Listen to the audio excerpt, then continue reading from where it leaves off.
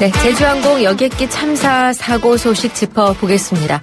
왜 이런 사고가 발생한 건지 이번 사고를 둘러싼 의문점, 사고 수습 상황 얘기 나누어 보고자 합니다.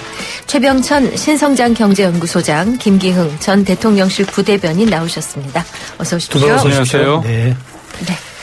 자, 김기흥 우리 부대변인께서는 그 KBS 기자 출신이기도 하니까 참 어저께 정말 그 소식에 다들 참담함을 가누지 못했습니다. 그런데 그 와중이지만 좀 어제 상황을 좀 과거 전직 기자의 좀 그 경험을 살리셔서 좀 정리를 좀 해주시면 고맙겠습니다. 그럼 제가 이제 사건 현장에 많이 갔을 때 사건이 일어났을 때 시간이 지남에 따라서 이제 인명, 사망 소식이 이렇게 전해지는 게 되게 좀 마음이 아프잖아요. 어제 상황도 그런 상황이었는데 처음에 1차적으로는 28명 사망자 얘기가 나왔습니다. 그랬죠. 그리고 2명이 구조된다고 해서 구조 부분에 대해서 희망을 걸었는데 저희가 이제 보도를 통해서 비행기가 어떻게 보면 동체 착륙을 한 다음에 어떻게 보면 벽에 이렇게 부딪히는 상황을 봤을 때 큰 폭발이 있지 않았습니까? 그래서 많은 분들이 2명 구조됐을 때 희망을 가졌는데 시간이 지남에 따라서 저 폭발 속에서 많은 인명피해가 있었겠구나 그런 생각이 들고 또 2명이 항공기 꼬리 쪽에서 어떻게 발견이 됐다, 2분이. 다행스럽게 그렇게 됐는데 나머지 부분은 저희가 시각적 눈으로 봐도 너무 허망한 상황이었잖아요. 그러다 보니까 시간이 지남에 따라 이렇게 사망 소식이 잇따랐습니다. 그래서 179명이 숨진 채 발견이 됐고 저희가 마지막 어젯밤 9시 7분인가요? 실종자 2명을 수습을 했죠. 그래서 최종적으로 사망이 179명이 됐고요. 그다음에 이게 참 안타까운 사건이 이제 유가족 입장에서는 아직 신원이 확인되지 않은 분들이 있거든요. 그래서 최근까지 확인된 게 141분이 신원이 확인됐다고 합니다. 근데 이게 아무래도 폭발이 일어났을 때 제가 알아보면 동체가 폭발했을 때 고열로 노출되는 게 뭐 1000도 이상이라고 그러더라고요. 그 정도 뜨겁군요. 그래서 이제 목격자들에 따르면 뭐 수백 미터 떨어져 있는데도 뭐 사우나처럼 확 느껴졌다 그렇게 얘기하고 있잖아요. 그래서 안타깝게도 계신 분들이 좀 상황이 좋지 않기 때문에 신원 파악에 좀 어려움이 있다. 그런 좀 안타까운. 훼손이 있었을 거예요. 열에 의한. 훼손이 있고 또 하나는 이게 지정석이지 않습니까? 비행기는 그렇지만 이제 좀 아무래도 큰 충격으로 인해서 좀 이탈했을 가능성이 있어서 거기에서 이제 누가 누구인지 확인하는 작업에 시간이 걸릴 수밖에 없는 상황이라는 점이 좀 안타깝습니다. 안타까운 사망자들의 사연들도 계속 전해지고 있던데요. 어떤 소식들이 있을까요? 지금 가장 어린 나이가 3살로 확인되고 있어요. 근데 이제 그거는 아마 많은 분들이 보셨을 것 같은데 이분들의 그 아이 엄마 아빠가 신혼여행을 갔는데 지금 원래 결혼한 이후에 신혼여행을 못 가다가 아이를 데리고 뒤늦게 신혼여행을 처음 간 거예요. 그러니까 3살짜리 아이를 데리고 그런데 이제 변을 당하셨고 그리고 이제 가장 이제 최고령자인 그 전남 영광군에 80세 되는 어르신이 있는데 이분은 팔순잔치 때문에 자녀 3명과 친인척 5명까지 해가지고 8명이 한꺼번에 간 거예요. 근데 이제 천원이 지금 다 이제 저거 되신 걸로 이제 지금 보여지는 건데요. 그래서 실은 전체적으로는 지금 이 50대와 60대가 전체 40명씩을 차지하고 179명 중에서 그리고 이제 그래서 광주가 전체의 81명 그리고 전남이 75명 전북이 6명에서 전체 한 179명 중에서 162명이 이제 광주 전남 전북 분들이시더라고요. 그래서 지금 광주 전남 지역은 되게 이제 이러저런 걸로 매우 비통한 상태라고 합니다. 자, 그럼 사고 경위를 한번 좀 볼까요? 근데 어저께 이제 착륙을 시도하다가 이제 한번 실패하고 다시 이제 재착륙하는 과정에서 결국 동체 착륙이 이루어졌고 그것이 이제 사고로 이어졌는데 말하자면 이제 착륙을 시도하는 과정에서의 좀 상황들은 어떻게 우리 보셨어요? 우선적으로 최종 입장이 나온 건 아니지만 저희가 볼 때 목격자와 여러 상황을 봤을 때 비춰 봤을 때 버드 스트라이크 조류 충돌일 가능성이 크다 이렇게 보고 있는데 시청자분들이 이제 목격자들이 사진 찍은 거 동영상 휴대전화 찍은 거 보면 비행기가 지나가는데 갑자기 하얀 연기가 확 나는 경우가 있지 않습니까? 예. 그리고 목격자 말씀을 들으면 하늘에서 쾅쾅쾅 여러 소리가 났다. 그런 얘기를 했기 때문에 물리적인 충돌이 있을 것이다. 그래서 엔진에 문제가 있을 때는 내부적으로 뭔가 부품이 이탈해가지고 엔진에 뭐 문제가 있을 수도 있지만 외부적인 충격으로 인해서 엔진에 손상이 갈 수 있지 않습니까? 네. 그래서 비행기에 있어서 가장 중요한 게 엔진인데 엔진에 그때 보면 그 실질적으로 그 충돌이 있기 전에 관제탑에서 조류 되게 조심해라 그런 그렇죠. 얘기를 했다고 한 거 아닙니까? 그 이후에 2분 만에 메이데이라고 했다는 거 아닙니까? 긴급 상황 도와달라고 얘기를 했으니까 그때 이제 조류 충돌이 일어날 가능성이 있고 결국은 관제탑에서도 지금의 철새들이 많이 이동하는 시기이기 때문에 조심하라고 했는데 조심하라고 했지만 그걸 조심하기 전에 뭔가 사단이 난 거죠. 그래서 사실 엔진이 문제가 생기면 이거는 좀 논란이 있습니다. 엔진이 문제가 있으면 전체적인 유압 상태나 정기적 신호에 이상이 있어서 랜딩 기어가 내려오는데 문제가 있다는 주장도 있고 국토부 같은 경우는 그거는 별개다 할 수 있다 얘기를 하고 또 어떤 분들은 수동으로 내릴 수 있다. 그래서 그게 일정 부분 고도에서 내려올 때 이게 랜딩 기어가 작동이 안 되면 비상벨 같은 게 막 울린다는 거예요. 맞아요. 그래서 실제로 부기장 뒤쪽에 있다는 거예요. 그걸 수동으로 내릴 수 있는 게.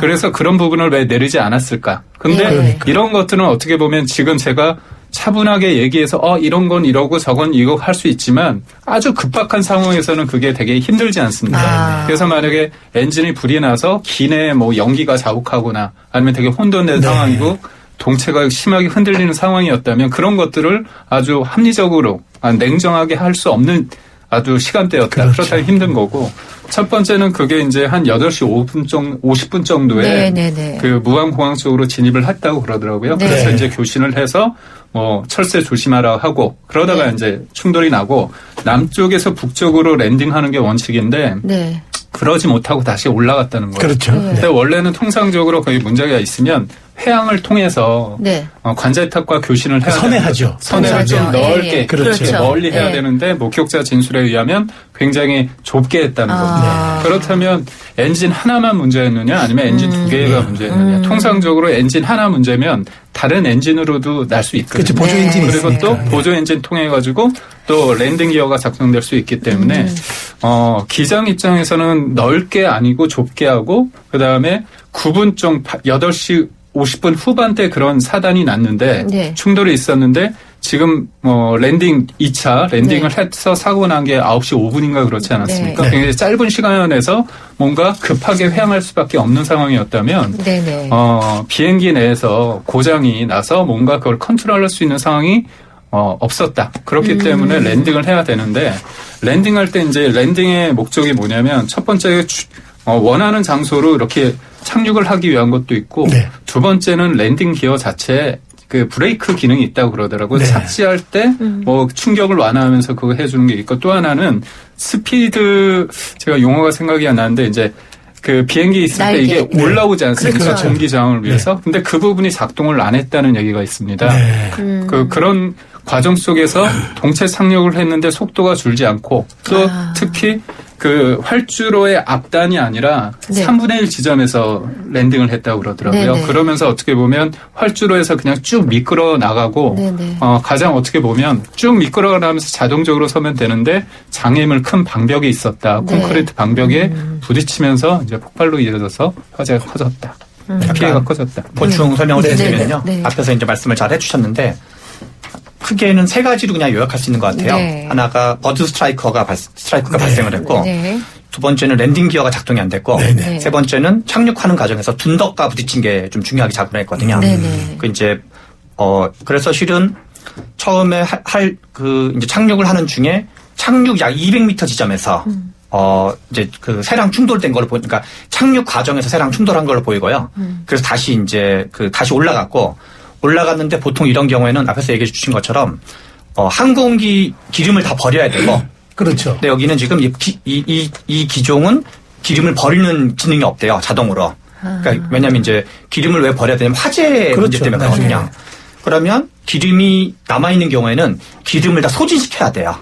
계속 돌면서 계속 그 비행기를 돌면서 기름을 최대한 소진시킨 다음에 착륙을 해야 되거든요. 그거는 이제 이 운전하시는 그 조종사들에는 어떤 상식으로 잡혀 있는 거예요. 네. 비상 상황에서.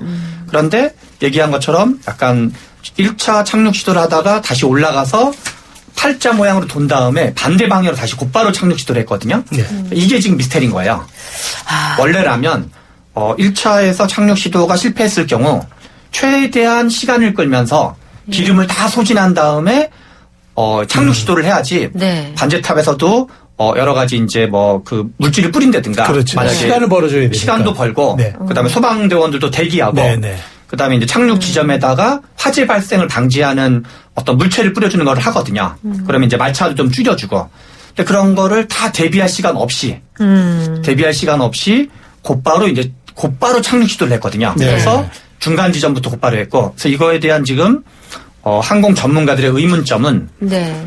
이거는 뭔가 그 기체 안에 네. 연기가 가득 찼거나 아주 비상 상황이었다. 아니면 다른 것들이 움직이지 않았거나 그래서 실은 버드 스트라이크만 그걸 당했다 하더라도 네. 랜딩 기어가 작동됐으면 사고를 줄일 수 있었고 그렇죠. 피해 규모를 줄일 수 있었고 그리고 실은 착륙하는 과정에서 이 맨 마지막에 둔덕이 있었던 건데 둔덕이 한 2, 3m 정도로 올라와 있던 거거든요. 그러면 거의 실제로는 시속 200km로 그냥 꽝 박은 모양새가 된 거예요. 네. 그런데 다른 공항 같은 경우는 이게 약간 방지턱 역할을 해줘가지고 네. 탕탕탕 해가지고 속도를 감속시켜주는 역할을 한다는 거예요. 그래서 둔덕이 좀 그러니까 있으면 안 되는 위치에 이건 뭐 규정 위반까지는 아니지만 네. 특히나 이게 반대 방향으로 좀 다시 착륙을 시도했기 때문에 네. 그래서 실은 이 버드 스트라이크 문제와 그다음에 랜딩 기어 문제와 둔덕 문제가 세 가지가 다 합쳐지면서 그냥 시속 200km 속도로 그냥 정면 충돌한 것처럼 모양새가 되면서 사고 규모가 매우 커진 걸로 보여집니다. 근데 이제 지금 무안공항이 활주로가 다른 공항에 비해서 짧고 국제선을 운항하기에는 좀 어려움이 있었다라는 지적들이 나오고 있거든요. 그런데 그거는 네. 지금 국내에 있는 다른 이제 지역 공항들이랑 같이 봤을 때는 이렇게 그 이례적으로 많이 적은 건 아니고 다른 지역 공항에 비해서는 긴 편으로 나와요. 그래서 인천공항이나 그다음에 김포공항은 좀 원래도 국제공항 용도가 있었으니까 인천공항과 그 김포공항에 비해서는 짧지만 우리나라에 있는 다른 지역의 공항보다는 대체로 길고 그래서 실은 활주로 길이의 문제라기보다 이제 활주로도 이번에 중간부터 착륙을 했거든요. 앞에서 말한 이유 때문에 무언지 모르는 이유로 급하게 착륙을 한 거고 그리고 조종사분이 그러면 경력이 미숙한 분이야 그러면 나름대로 이제 경력이 되시는 분이었어요. 네. 이번 조종하신 분이 1,000시간 이상씩 다들 이제 기장 부기장 경력을 이제 가지고 계시는 일정한 정도의 베테랑에 준하는 정도에 가지고 계신 분이었기 때문에 활주로 문제가 결정적으로 좀 보기는 어렵다라는 게 좀 현재까지 전문가들의 네. 대체적인 의견입니다. 맞습니다. 국토부도 공식적으로 활주로 길이는 규격에 맞다고 밝혔고 양양공항도 네. 국제공항인데 그거보다는 길다니까 평균 수준 이상은 되는 것 같습니다. 문제는 여기가 철새 도래지가 바로 인근에 있고 그리고 지금이 번식기라서 원래도 많은데 더 많은 시기다. 근데 지금 이 새 쫓는 인력이 턱없이 부족했다는 게 보도가 되고 있지 않습니까? 이게 보니까 이제 저도 그 관련 기사를 보니까 네. 무안국제공항이 있으면 북쪽으로 2군데, 네. 그다음에 동남쪽으로 1군데, 그다음에 네. 서쪽으로 1군데가 있어요. 네. 그러니까 어떻게 보면 동서남북 포위된 형국. 그렇죠. 포위된 형국이죠. 그래서 이제 무안이 신안 쪽이지 않습니까? 그렇죠. 굉장히 거기 자연 환경이 좋잖아요. 네. 그렇기 때문에 갈대숲도 네. 많기 때문에 철새가 있을 만한 곳인 거죠. 그러니까 철새 입장에서도 좋은 곳이니까 찾는 거 아닙니까? 그렇기 때문에 처음에 이 무안공항에 들어설 때부터 가장 문제가 됐던 부분이 이제 철새 부분에 대해서 어떤 조류와의 충돌 그런 네. 부분에 문제가 있었고 그다음에 말씀하신 것처럼 그렇게 그거를 뭔가 막기 위해서 여러 가지 어떤 역할을 네. 어떤 그런 걸 해야 되는데 공군 같은 경우는 배트라는 팀이 있습니다. 배트가 뭐냐면 버드, 네. 벌라팀. 그래서 그거를 뭐 총을 쏘거나 아니면 조류 퇴치팀 같은 조류 퇴치팀이 있는 거죠.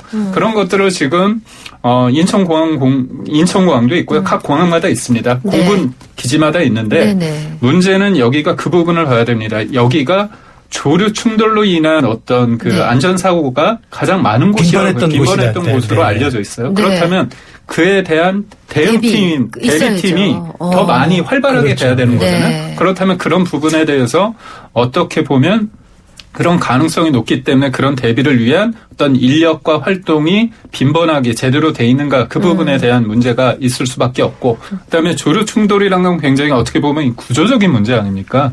이게 한두 번의 어떤 거기에 현장에 있는 사람들이 오늘 열심히 본다고 해서 되는 게 아니라 조류가 한두 마리 아니라 철새가 떼지어 다니지 않습니까? 그럼요. 그렇다면 제가 알기로는 조류가 우리가 멀리서 비행기가 오면 소음이나 보기 때문에 네. 피하지 않습니까? 그런데 네. 조류는 가까이 300m인가요? 가까이 네. 왔을 때 회피를 한다고 그럽니다. 그렇다면 시속 몇백 킬로미터로 달리는 네. 나른 비행기가 그거를 회피하기는 쉽지 않은 네. 거죠. 그리고 우리가 보면 이제 에너지라는 게 MC 스퀘어 해가지고 속도의 제곱에 비례하지 않습니까? 네. 그렇다면 작은 크기의 뭐 1kg짜리의 어떤 새라고 하더라도 그게 실제로 충돌했을 때 몇 톤의 그럼요. 힘으로 작용한다고 보니까 결국은 이 부분에 있어서 과연 이 무안공항이 국제공항으로서의 어떤 제대로 된 위치에 있느냐. 네. 만약에 그게 됐다고 한다면 그만큼의 새와의 어떤 충돌을 막기 위해서의 어떤 준비가 만반이 됐느냐. 그리고 그런 상황 속에서 국제공항으로서의 어떤 소위 말해서 요번에 보면 제주공항이 그렇습니다. 네. 제주공항이 요번에 취항한 게 제주항공이 취항한 게 한 20일도 안 됐다고 그러더라고요. 네. 그렇다면 그런 것들을 했을 때 국제선은 비행기가 클 거 아닙니까? 네. 그러니까 여러 가지를 감안했을 때 그만큼의 어떤 역량이 절차를 되는가? 통해서 네. 역량을 댔느냐 어떤 본질적인 질문이 될 수 있고 또 하나는 이제 앞으로 공항을 많이 만들 텐데 그런 공항을 만들 때 이 부분에 대해서는 굉장히 아주 면밀하게 봐야 될 대목가 아닌가 싶습니다. 아까 우리 최 원장님께서 아까 사고 원인 가운데 랜딩 기어 말씀하셨잖아요. 근데 오늘 오전에도 이제 제주항공 동일 기종에서 랜딩 기어 이상이 발생했다고 합니다. 즉 기종이 보잉 737-800 그러니까 제주항공 보유가 전부 이제 이 기종인데 제주항공이 보유한 41대 항공기 가운데 39대가 동일 기종이라서 국토부가 전수 조사에 나선다고 하는데 이게 좀 그러니까 앞으로 좀 사고 예방에 좀 도움이 될까요? 일단은 우리가 뭔가 사고가 이제 발생을 했기 때문에 지금 뭐 뒤늦게라도 지금 이게 어떤 정비 부족에 의한 건지 네네. 아니면 보여지기로는 물론 이제 이후에 그 블랙박스를 하면은 뭐 길게는 한 1년 가까이 걸린다 그래요. 그래요. 그래서 근데 일단은 지금 우리가 정비 문제부터 점검을 해야 되기 때문에 국토교통부가 그거를 하고 그리고 실제로 지금 제주항공에 탑승하려고 하던 승객들도 안전 문제 때문에 이제 미심쩍은 게 있기 때문에 탑승을 거부하는 분들도 좀 생기고 있거든요. 그래서 일단은 이 보잉 742 이 기종부터 다 점검을 하고 그리고 실은 더군다나 앞에서 우리 이제 말씀해 주셨지만 이 지금 사고의 한편으로 한 거의 50% 이상이 랜딩 기어 때문에 발생하는 거고 그리고 실은 버드 스트라이크 때문에 발생하는 사고가 좀 되게 많다는 거예요. 그러면 이게 지금 일단 당장 좀 유사한 사건을 좀 막으려면 하나는 랜딩 기어에 대한 점검, 두 번째는 버드 스트라이크 문제를 당장은 없앨 수는 없겠지만 그러면 퇴치 인력이라든가 퇴치 시스템에 대한 대책 요거를 좀 일단 긴급하게 마련해야지 그리고 이게 실은 국제공항이냐 아니냐를 떠나서 이게 국내공항이냐도 마찬가지인 거잖아요. 어차피 비행기가 착륙할 때 지금 이착륙할 때 다 발생하는 문제이기 때문에 그런 걸 좀 염두에 두고 일단 긴급하게는 좀 정부 차원에서 국토교통부 차원에서는 그 두 가지에 특히 집중할 필요가 있지 않나 싶습니다. 그러니까 일단 우리가 이런 이야기를 하는 모든 이 해법은 블랙박스를 수거해서 판독을 하는 게 이제 답이 나오는 일일 텐데 그 전에 관제탑하고 이 조종사 간의 통화가 있지 않습니까? 교수님, 그 내용은 사실 금방이라도 우리가 알 수 있는 대목일 것 같은데 사실 준비된 질문이 아니에요. 제가 궁금해서 여쭤본 건데요. 관제탑은 당연히 모든 우리 대화 내용을 녹음을 하거나 기록을 남길 거고 그 부분은 당장 공개가 될 수 있을 것 같은데요. 제가 볼 때는 국토부에서 이게 보면 원인이라는 게 여러 가지 복합적으로 작용될 수 있기 때문에 그 부분에는 아마 조사를 했을 텐데 제가 볼 때는 언론에는 아직 알리지 않는 것 같습니다. 왜냐하면 말씀하신 것처럼 이게 조사를 위해서는 블랙박스가 두 기종이 있어요. 하나는 뭐냐면 비행 자료 기록 장치라고 해서 고도, 항적, 속도 이런 부분이 있는 거죠. 그러다 보면 문제가 있으면 그게 기록이 남을 테니까 데이터가. 또 하나는 조종실 응석 기록 장치입니다. 그러니까 결국 이거는 관제탑의 관제사하고 그다음에 기장하고 얘기를 하는 거 아닙니까? 그렇죠. 이 부분은 블랙박스 또 다른 블랙박스 이제 두 가지를 하는 건데 블랙박스 하기 전에 말씀하신 것처럼 관제사 아마 조사를 했을 겁니다. 그래서 아마 처음에 처음에 세대 조심하라고 하고 메이데이 하고 이건 조사를 했으니까 나온 걸 거 아니에요. 네. 그다음에 그 이후에 조치를 뭘 했을까? 예를 들면 빨리 회항을 해가지고 동체 착륙을 할 수밖에 없다고 하면 거기에 해야 되느냐? 아니면 우리가 뭐 영화상에 보면 바다나 아니면 강이다 그런 수도 있고 그다음에 이 활주로는 어떻게 보면 딱딱하잖아요. 그럼 도리어 우리가 그냥 보통의 상식으로 가지면 옆에 보면 잔디 같은 데 있으니까 그쪽으로 가면 좋지 않을까 하는데 거기에 또 구조물이 있을 수 있고 바다에는 또 우리가 바닷물만 있는 게 아니라 그 수면 아래 가려져 있는 뭐 큰 바위 같은 게 있을 수 있기 때문에 그냥 우리가 막연하게 생각할 수 있는 게 아니잖아요. 그래서 그럴 때 플랜 B로서 어디냐를 했을 때 관제사하고 기장이 이럴 때는 그래도 원칙적으로 그냥 랜딩하는 게 좋겠다고 했으면 괜찮은데 너무 짧은 시간이기 때문에 그럴 수 없는 상황이었다. 그렇다면 이거 참 책임 소재를 참 따지기 쉽지 않은 거지 않습니까? 그러다 보니까 이거에 대해서 관제사와의 그런 대화 내용에 대해서 아마 조사는 했지만 아직까지는 저는 공개를 안 할 것 같다는 생각이 듭니다. 자, 이제 유가족 얘기도 잠깐 해봐야 될 것 같은데 유가족 대표단은 이제 무안공항에 합동분향소를 설치해달라고 요구하는 것 같습니다. 그러니까 제주항공의 이제 그 모기업이 이제 애경그룹인데 현재 이제 무안군 현경명 종합스포츠파크와 전남도청 그리고 광주 5.18 민주광장 등 세 곳에 합동분향소가 있는데 유가족들이 무안공항에다가 합동분향소를 해달라고 그러면 이건 뭐 또 관철되지 않겠습니까? 네, 맞습니다.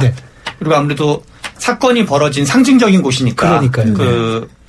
그래서 아마 사람들도 다 이제 거기 이미 모여 있을 거고 그런 점에서 유가족들이 얘기하는 대로 무안공항에다가 분향소를 만드는 게 다 맞다고 봐야 되고요. 그리고 거기서 이제 거기를 거점으로 뭔가 이제 어떤 이후에 사건 처리라든가 하는 게 원칙적으로 맞다고 봐야 되겠죠. 맞아. 제주항공 측도 이제 유가족들이 원하는 대로 이제 해주겠다고 하는데 이제 합동분향소는 이제 지자체와 약간 요거는 좀 사안을 좀 협의를 해야 될 부분이라 질문을 드렸고요.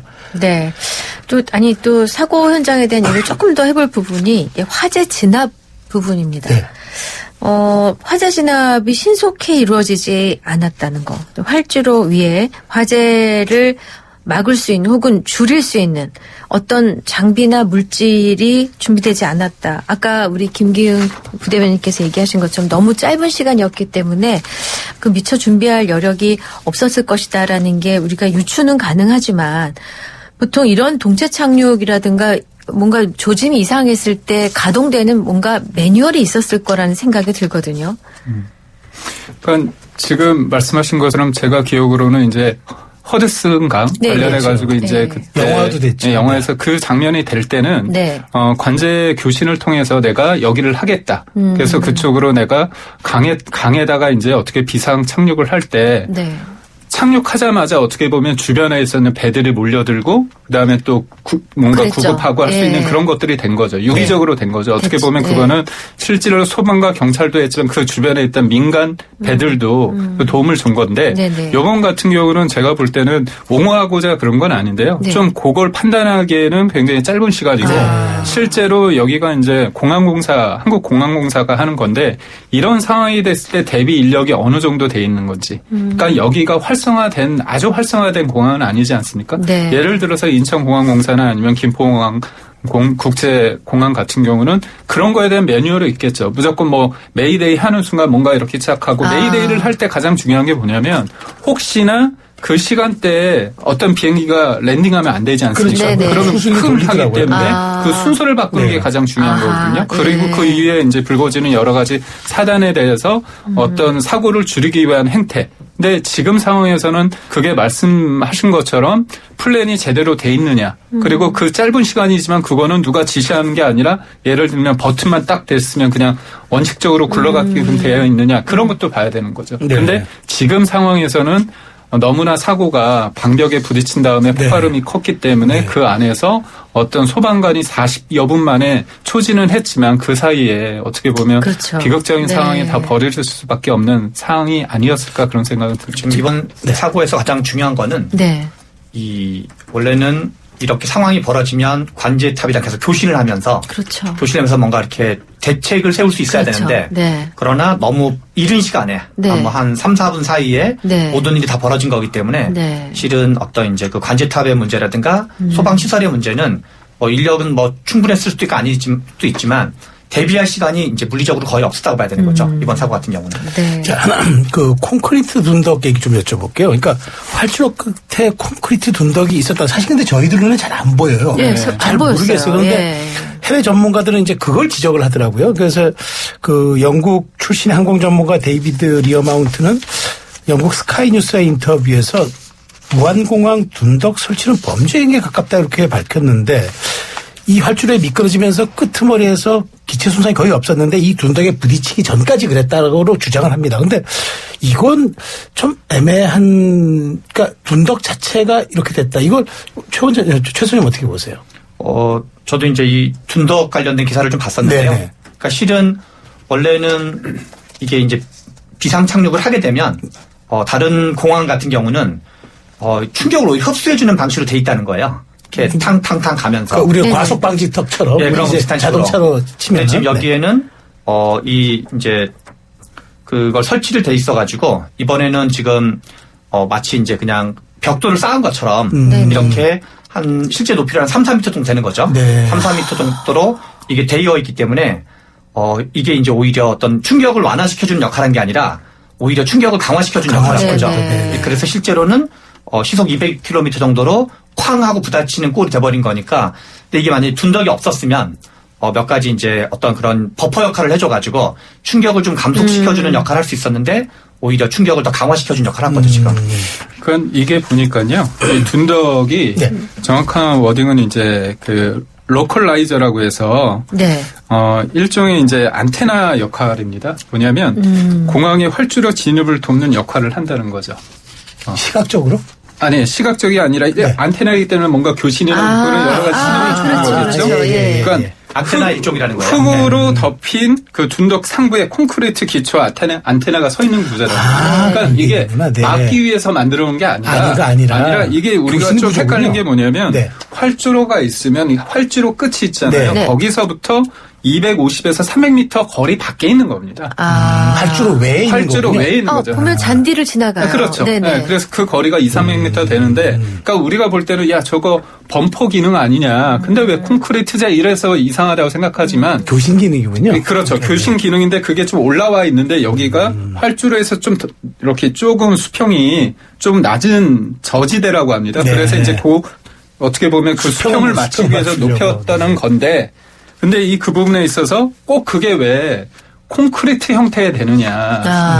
그러니까 예를 들어서 금속 형태면 찌그러지거나 뭐 이렇게 그렇죠. 쉽게 이렇게 네. 될 수 있는데 네. 그 부분에 대한 문제 제기가 있는 겁니다. 그래서 지금 국토부도 뭐냐면 이 부분에 대해서 콘크리트 구조물이고 그거는 범퍼 기능이 아니라 원래 안테나의 일종의 이제 그 로컬라이저 그 안테나의 기능을 하기 위해서 구조물인데 그게 사실상 어떻게 보면 범퍼 기능을 했으면 좋은 거 아니면 차라리 범퍼 기능이 아니라 그게 낮았으면 그걸 지나가가지고 그냥 소위 말해서 마찰해서 될 텐데 그게 그냥 일종의 벽으로서 쓰여서 큰 거 아니냐. 그래서 이거는 어떻게 보면 원칙대로 만약에 기능 200m, 300m 그 활주로 끝단에서 만들어졌으면 그건 문제가 안 되는데 네. 왜 그게 콘크리트냐? 그게 금속물이 네, 아니고 또 어떻게 되느냐? 그게 논란이 있을 수 있는데 네. 이거는 좀 법적으로 봐야 될 것 같습니다. 네. 약간 결과적인 어떤 사후적인 분석일 수 있어서 저는 이걸 가지고 이거라고 보는데 저도 보는 입장에서는 안타깝죠. 그리고 또 하나는 뭐냐면 활주로 초입에 대고 만약에 거기에서 뭔가 마찰이 개서 이게 속도가 줄어들어서 활주로 끝단에서 멈췄으면 문제가 아닌데 활주로 3분의 1 지점에서 랜딩해서 속도가 우리가 봐도 더 빨리 지나간다는 느낌이 들잖아요. 네, 맞아요. 그렇기 때문에 그게 됐거든요. 그래서 이게 참 사후적인 결과를 보고 얘기하는 거기 때문에 이거는 좀 한계가 있는 지적 아닐까 싶습니다. 그리고 이번 사고기가 전세기라고 알려졌습니다. 크리스마스와 연말을 맞아서 중소여행사가 패키지 상품으로 모객을 했다고 알려졌던데요. 실제 숨진 승객들 대부분이 3박 5일 일정 태국 방콕을 다녀오는 일정이셨고요. 가족, 동료, 친구 단위 단체 탑승객들이라고 합니다.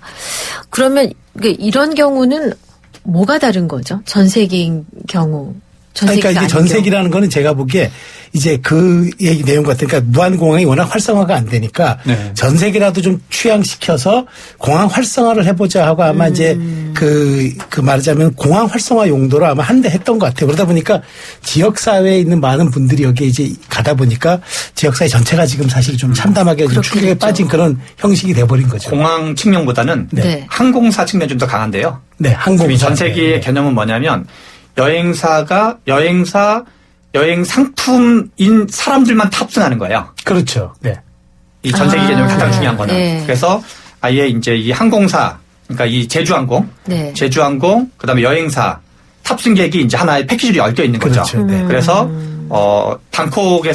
방콕을 이제 여행을 했다가 네네. 돌아오는 길에 지금 이제 무한항공에 도착한 건데 네.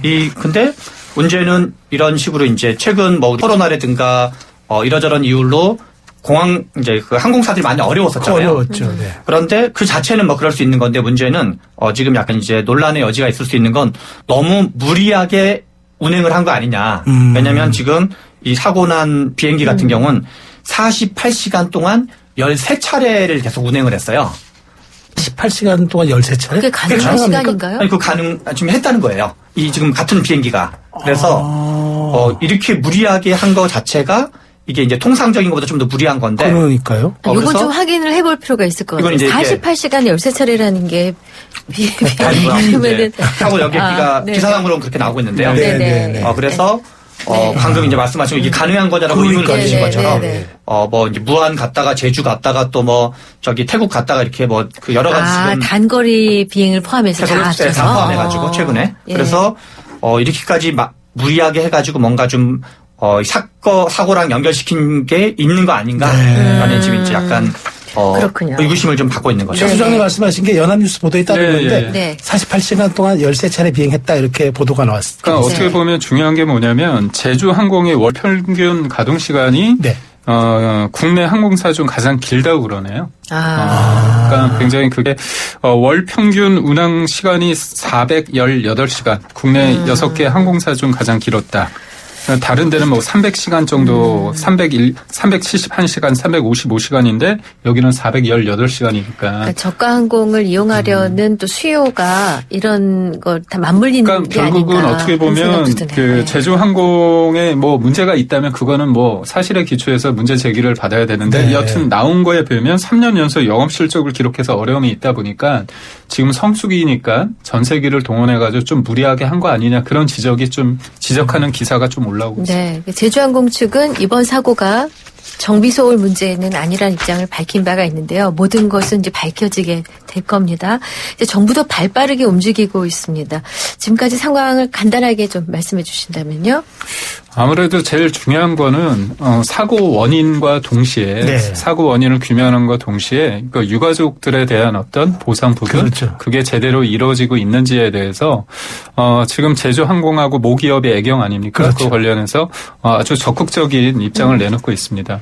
제가 알기로는 그 보험을 국내 5개 보험사가 있고 그 보험사가 또 보험을 드는 게 있나 봐요. 코리안이라고 재보험사가 있습니다. 재보험이라고 하는데 그게 영국인데 그 보험 금액이 1조 한 5천억, 4천억 정도 된다고 그럽니다. 그렇다면 그 아무래도 보험회사도 나와가지고 조사단을 꾸리겠죠. 그래서 사실관계에 있어서 보험 받을 수 있는 부분을 해서 유족들이 원하는 방식으로 제일 중요한 거는 지금의 어떻게 보면 시신 확인을 해야 되는 신원 확인을 해야 되고 그 다음에 어떻게 보면 장례 절차를 해야 되는 거고 그 이후에 어떤 피해 보상에 대해서 정부는 그런 과정에 있어서 정부가 할 수 있는 부분 그다음에 기업들이 해야 될 부분 중에서 놓치는 부분이 있는지 유족의 관점에서 하나하나 풀어야 되고 이 상황에 대해서는 뭐 어제 국민들이 아시겠지만 권한대행의 권한이라고 할 수 있는 최성목 권한대행이 사고 40분 만에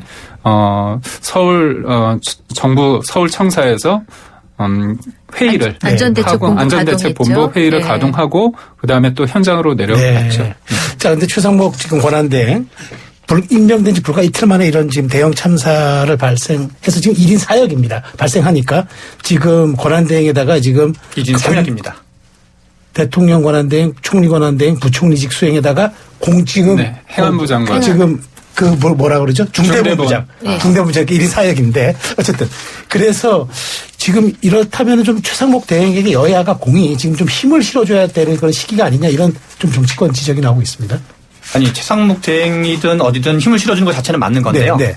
지금 이제 봐야 될 게 뭐냐면 크게는 윤석열 대통령의 내란 행위가 12월 3일 날 비상계엄 및 내란 행위가 있었던 거고 네.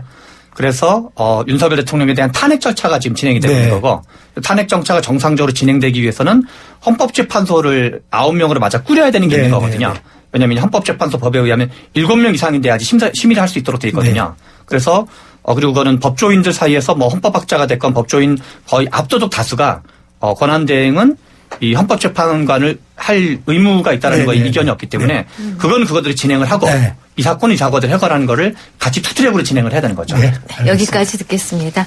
자, 두 분 수고해 주셨습니다. 김기영 전 대통령실 부대변인 최병천 신성장 경제연구소장과 함께했습니다. 고맙습니다. 잘 들었습니다. 고맙습니다.